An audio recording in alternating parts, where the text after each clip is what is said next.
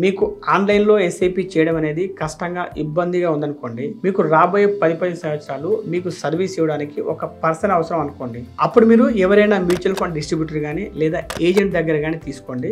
అయితే వారు ఇచ్చే ఫండ్స్ అన్ని కూడా డైరెక్ట్ ఫండ్స్ ఉండవు, రెగ్యులర్ ఫండ్స్ ఉంటాయి.